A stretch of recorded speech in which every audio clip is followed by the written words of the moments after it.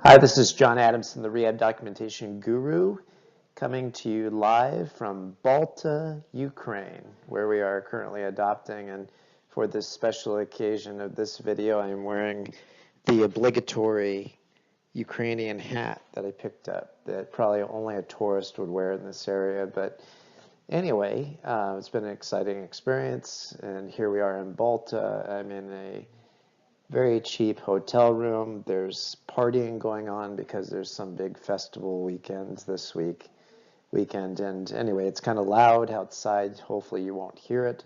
And I'm hoping it'll settle down soon so we can go to sleep here. But anyway, Ukraine's a wonderful country. A lot to see here, a lot of beauty. Really enjoy the people here as well. So you might not think of it as a typical vacation spot, but if you get to go to Europe, Ukraine is definitely a destination you might want to check out, including having excellent exchange rates for the US dollar. Today's video, and I wanted to make at least one video while we were here in Ukraine because I'm a little bit behind on the pace I like to keep. Today's video, we're going to be looking at a daily note of a PT and looking at whether or not this is a skilled statement. And this is related to therapeutic exercise. And some of you have heard me talk about therapeutic exercise as being a code that is under a lot of fire right now. And Medicare and other third-party payers are looking to not pay for it for various reasons, and sometimes good reasons. So what we're going to do is we're going to look at this particular statement, see whether or not it fits the skilled criteria, and I might throw in a little bit of extra about why I might be concerned about how this is worded. So let's read the statement. PT facilitated lower extremity stretching that included long sitting and supine hamstring stretching, as well as heel cord stretching, glute and hip adductor stretch supine. Patient also able to be positioned prone on elbows, to promote hip flexor stretch to increase flexibility needed to improve transfers and ADLs, as well as decrease tone and swelling. So let's look at, first of all, whether or not this is fitting therapeutic exercise. Therapeutic exercise is defined as being a treatment to improve strength, range of motion, flexibility, or endurance. Now we do have talking about stretching. So the first question I would have as a reviewer is there objective information in the body of the eval somewhere to show that we need to do actual stretching for this patient to prove that this is really an issue? A lot of times I see documentation that talks about stretching and flexibility and range of motion without an objective measurement, and therefore it renders it not useful, not something that needs to be done. If you do not measure it, you cannot treat it. And so I would look for that. Now in this case, there wasn't any specific documentation to show that the patient had a flexibility range of motion deficit that necessitated these kinds of interventions. Also, you'll note that the therapist talks about decreasing tone. Now, one of the things that Medicare uses is expanded definitions of CPT codes, and in the therapeutic exercise definition that Medicare generates, it does talk about dealing with tone, but it doesn't talk about dealing with swelling. And generally we wouldn't use range of motion as a clinical indication for swelling, so that doesn't quite jive, doesn't quite go with it.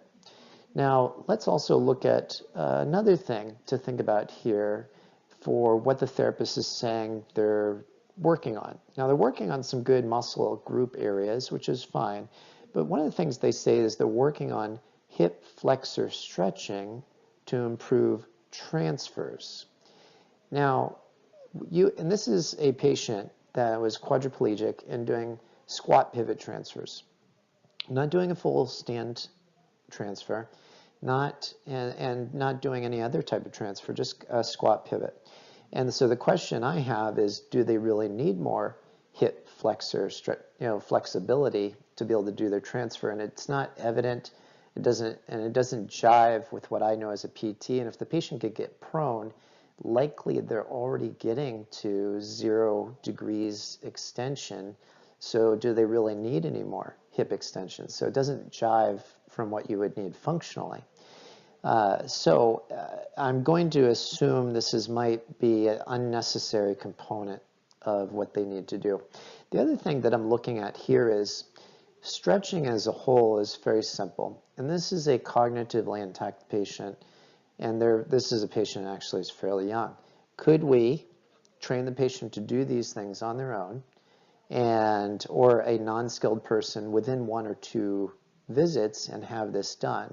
And the answer is probably yes. This is very basic stretching. Doesn't necessarily need to be done on a regular basis by a therapist. And this was a case where there was more than one treatment that was related to these things, billed as skilled when it probably could have been a non-skilled person doing it. So there's a lot of things I have concern about related to this documentation, but let's go through the specific skilled formula that we've talked about on other videos. Number one is there an action word, specifically an action word geared towards what the therapist is doing? And here we see the word facilitated, PT facilitated. So this is clearly something that the therapist themselves is doing. It's not just saying that the patient performed. This is geared towards what we did, and that's what we want to show. So that's good. Got an action word. Next, we look at the target of the action. Targets are 2 things, primarily. Number one, target of the CPT code, and target of the specific function, or I would say anatomical target. So we've got CPT code here, TheraX, targeting stretching range of motion, which is part of what TheraX means. That's good. And it's for a specific functional reason and its specific anatomical locations. That's good. Now what about special techniques? Well, we're not really seeing anything special. We do note that the therapist is using some good kinesiological awareness in stretching them, like putting them in prone to hit those hip flexors, which is not something that necessarily a non-skilled person would pick up on. So yes, we could say that they have a good special technique, at least a basic one. And then patient response. And there's no patient response here for this particular treatment. Maybe it's somewhere else in the note. Maybe therapist would put it somewhere different. But in this case, there was not. And so we don't know, how did the patient react to that particular day's stretching? Did they get more range? Did it facilitate the increased transferability, or ADLs? Did it decrease their tone? Did they note a drop in their swelling if they're saying they're addressing swelling? So that's not evident. And the other thing that normally I talk about for skilled formula is evolving nature of care. And that's only generally seen if you compare note to note to note. And that's not what's going on here. This is just a single daily note, so we wouldn't be able to gauge that.